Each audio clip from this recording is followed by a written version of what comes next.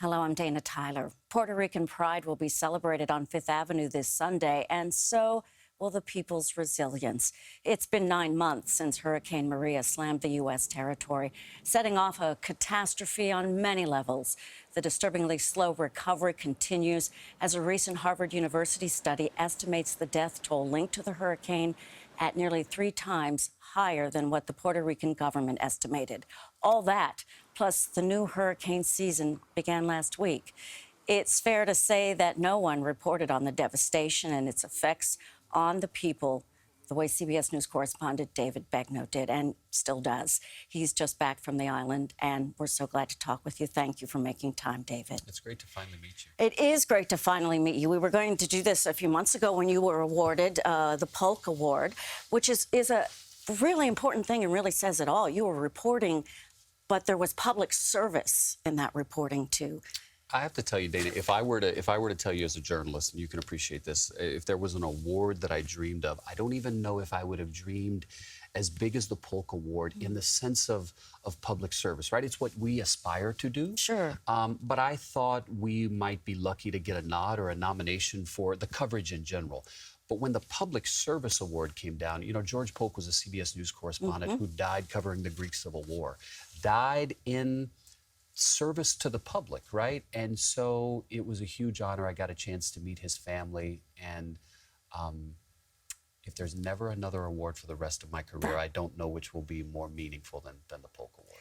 You were in the trenches in Puerto Rico. You'd covered hurricanes before, but landing there, what did you think? How were you going to handle it? And let's be clear, as I know you always will, you were not alone. You worked with people behind the camera, people there on the island who helped you. How overwhelming was it? I had never encountered the emergency to be endless like it was in Puerto Rico. So I've been covering hurricanes since I was 18 years old, right? They last 3, 4, 5, maybe 7 days. But usually the emergency subsides after 72 hours. This one went on for nearly 30 days. In fact, I remember on day 13 asking the governor, who was so complimentary of the Trump administration and complimentary of how Washington was providing everything that he needed. And finally, one day I said, Governor, if you're getting everything you need, then why can't you bring this emergency to an end? I don't know that today it's still an emergency, Dana, but I'll tell you this. I was just there and I watched a woman haul her husband onto a front porch, and she's been doing it for 9 months. That man sits in a bed and sits in sweat every day with the bugs biting him, and they still don't have power almost 9 months later. If that happened here in New York City, it'd be the lead story every night until they got the lights back on. Which would be about 2 or 3 nights. Precisely. The lines, the supplies, the need for utilities, just seeing those people, because a lot of your reporting, we were also struck, was that one-on-one. You spoke with people. They came to you, too. They did. The personal stories. How, when you knew they needed so much, you're a journalist, you're a storyteller, you're a human being with a heart. I'd never thought about that. You know why? Because this whole idea of what am I supposed to do, what am I not supposed to do? Listen, at CBS News, we have ethics, right? So we have standards you got to follow, period. But at the end of the day, we are humans, and I've got a heart, too. And I followed that. And what that meant was, instead of just covering it, I thought the most adequate way of covering it was living it. And so every morning, forget the makeup, forget the clothes, forget the hair. I had bags under my eyes. You were hair up was all the messed time. up. We were up all the time, and I just wanted to be where they were, because I thought that was the most honest way of making you feel what they were feeling. You were where they were. You were in their homes. Sure. You were in the water. You were absolutely everywhere. Yeah. Ever feel like you were in danger, or the people you were with in imminent danger? That's a good question. No, I actually didn't. Not at one point. And listen, you could go anywhere and wouldn't find a police officer. I mean, there were no resources anywhere. So there could have been lawlessness. And look, people were robbing and looting and doing all that kind of stuff. But no, never felt I was more worried about my crew running afoul of a power line or a tree or something like that. But as for harm being done to us, never felt dangerous. How did you, I mean, if people don't have electricity, did you, and I saw one of your tweets where you said, I'm so curious to go into the backcountry. Here was the lifeline, that hotel. Our hotel in Condado on the beach had a generator that never failed. And that was our lifeline. What happened was when we got there, our team went to the GM and said, will you allow us to hack into the network with your permission? Because that is the only way we can get on television in New York. Because there wasn't a satellite truck on the island to be found. We couldn't get the specialized satellite device called a flyaway that we needed. So we had this live view technology, right, that operates on cell phones. And they said, sure, tap into our Wi-Fi. And at the time, they thought they were just doing us a favor. And the general manager ended up walking up to my crew a couple weeks later, and he said, that may have been one of the best decisions I made, because he said it has been a lifeline for us to know that y'all were telling them. Telling the people here, we have a large Puerto Rican community here. The use of social media, too, for that power they were providing you. You were 24/7. What I really appreciated was you have this great ability. You're an observer. Sure. But you're also walking backwards, walking on stuff in and out of places. And I don't mean to minimize what you're saying, but that's how you showed these stories. And the use of social media. Did you wake up, or were you always awake and you go, I got to say this, I have to say, like, for instance, what we have right here? I couldn't go to sleep.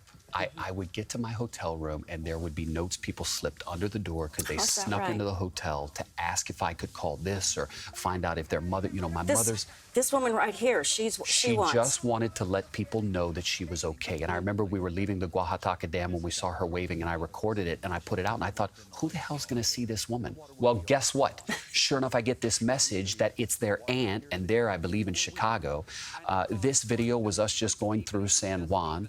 You see the trash right there? That might look like a pile, but that was starting to stop up the storm drains that was causing more flooding. That was the airport. I will never forget walking through the airport, that baby sleeping in sweat in his stroller as his mother fans him. People, a woman at the front of the line begging because her mother needed dialysis, and she thought she had about 24 hours until her mother would be unconscious, and she was begging anyone with a plane to take her mother off the island. I knew I couldn't fix anything for anybody, but I knew I could let people know.